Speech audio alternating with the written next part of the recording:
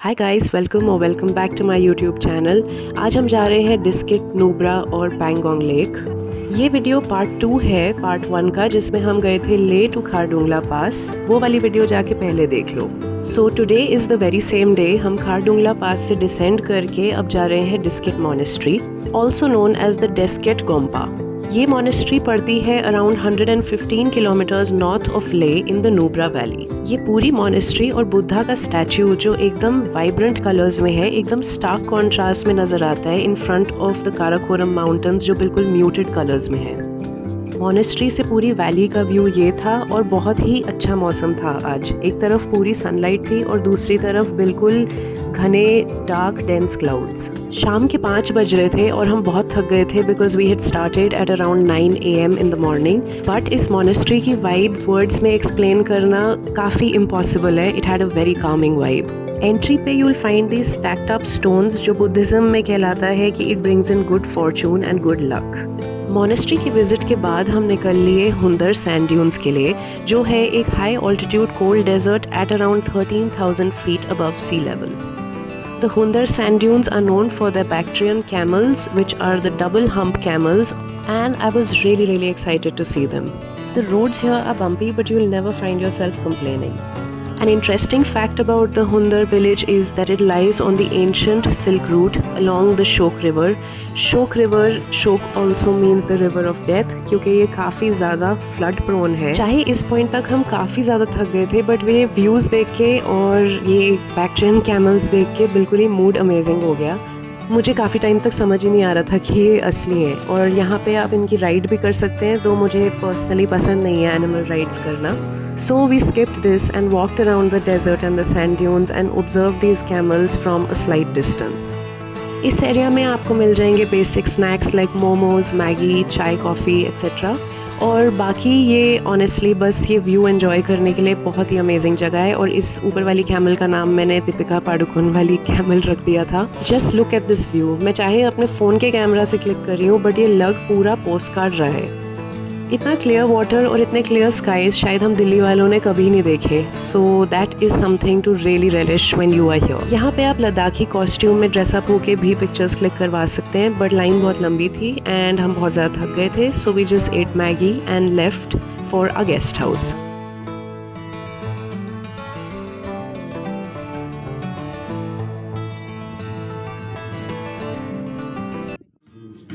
हमारा guest house यहाँ के काफ़ी पास था और बहुत ही एवरेज था, तो मैं उसकी रिकमेंडेशन नहीं दूंगी। बट डिनर खाया हमने, चेक इन किया और उसके बाद थोड़ी वॉक करके इस कैफ़े गए जहाँ पे इतने प्यारे लद्दाखी गाने बज रहे थे। समझ मुझे कुछ नहीं आ रहा था, बट वाइब शायद बॉलीवुड गानों से भी ज़्यादा समझ आ रही थी।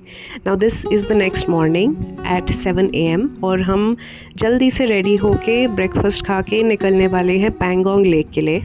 यहाँ पे हर गेस्ट हाउस में एप्पल ट्रीज़ होते हैं और यहाँ के जो ग्रीन एप्पल्स वहीं से पिक करके उन्होंने हमें दिए, और they were the best kind of crunchy sweet green apples that I have ever eaten.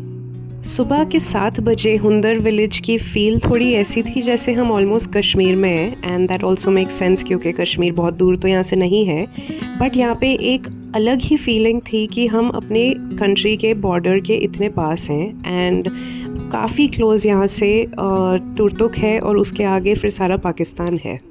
So yeah, this morning of my life I will never forget, and I also made it a point this very moment to visit Hundar for a way longer period. I want to live in Nubra at least for a month, sometime in my life. अगर आप नूब्रा valley आएँ, I would highly suggest आप at least एक रात यहाँ पे रुक के जाएँ, बिकॉज़ यहाँ की जो शांति है शायद ही मैंने कहीं और एक्सपीरियंस करी है। ब्रेकफास्ट था बेसिक सा आलू पूरी और थोड़े पराठे, and then we just left for Pangong. Leh से खारडुंगला से नूब्रा और नूब्रा से पैंगोंग आप अगर बाय रोड कर रहे हैं, which is the only way to do it, but आप ऐसे ऐसे व्यूज़ देखेंगे जो शायद ही आपने कभी और एक्सपीरियंस करे होंगे। The landscape changes every few minutes. यहाँ पे काराकोरम रेंज दिख रही है, और एक बार हम यहाँ से थोड़ा निकल लिए शोक रिवर बेड पे, तो पूरी की पूरी सीनरी और लैंडस्केप बदल गया। और उसके बाद जब हम पैंगोंग के पास थे तो पूरा ही अलग ही चल रहा था। For this entire route, you definitely need a very experienced driver or rider because we did a lot of off-roading on the Shok River का river bed. बहुत सारे bikers भी जा रहे थे, but if I was driving myself, मैं तो शायद रास्ता ही खो देती and काफ़ी जगहों पे proper road नहीं थी, तो सोनम जी ने बहुत सही handle किया और by the end of it मुझे लगा जो हमने 16,000 दिए थे इस पूरी journey के, that was totally worth it. In bikers की बाइक ख़राब हो गई है और अब पता नहीं है यहाँ से क्या करने वाले हैं. This is the river bed I was talking about.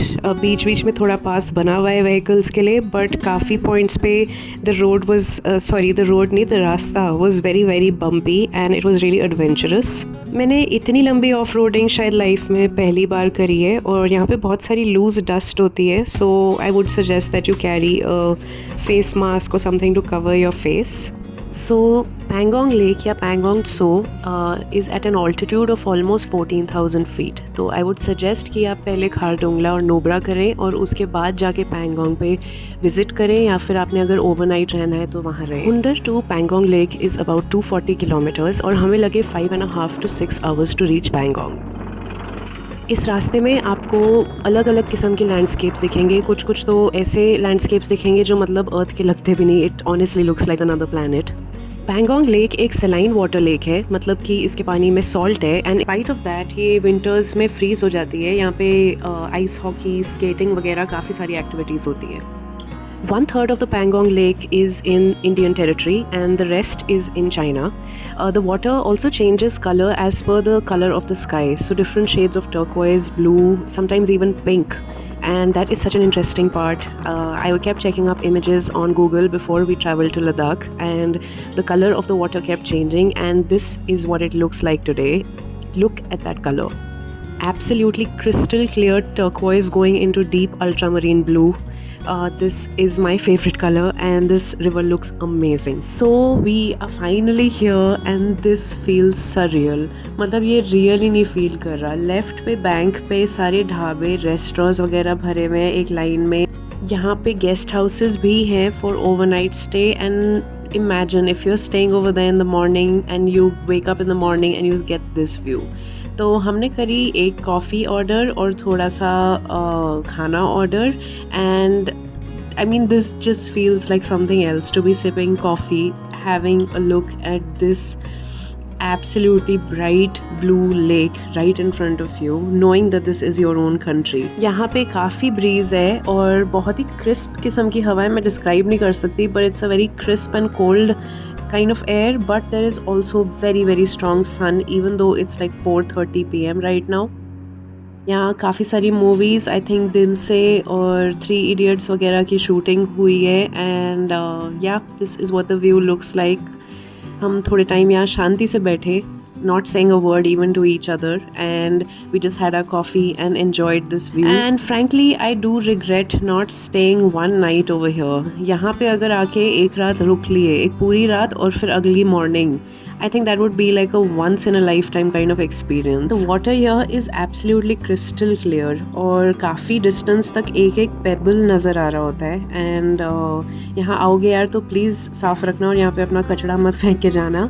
हमने खाए chilli paneer and a bit of fried rice, and that we also reach the point जहाँ पे लोग फ़ोटो खिंचवाते हैं 3 Idiots के स्कूटर वगैरह वाली. And then we started heading back because we also had to reach Leh. And रास्ते में एक चांगला पास भी आता है which is again at a very very high altitude. वो मैं unfortunately ज़्यादा vlog नहीं कर पाई क्योंकि हम काफ़ी थक गए थे. But that was it. We drove back to Leh and this is what the vlog looked like.